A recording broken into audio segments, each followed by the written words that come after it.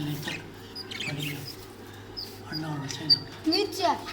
से पहले बात करें एक मिनट मिर्च तो बड़ी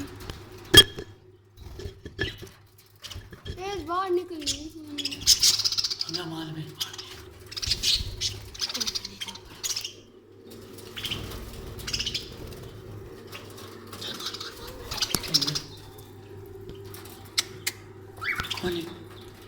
मैं हालत ओ थियास एक थियास ओ तो उस पार आना एक थियास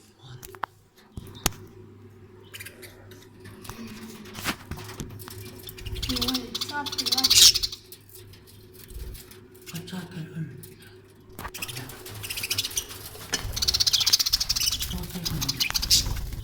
4-5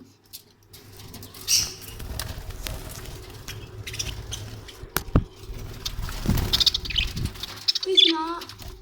विकंडा तो प्रयास खाना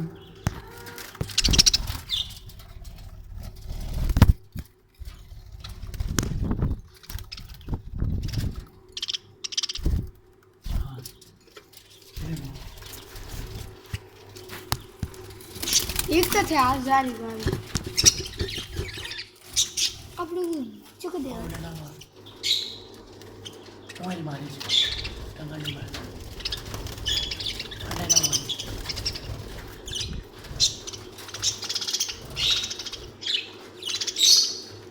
टक्कन चांद निकली ऐसे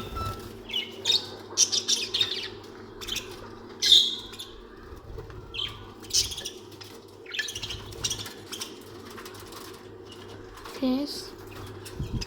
निकली है यहाँ से दिखाई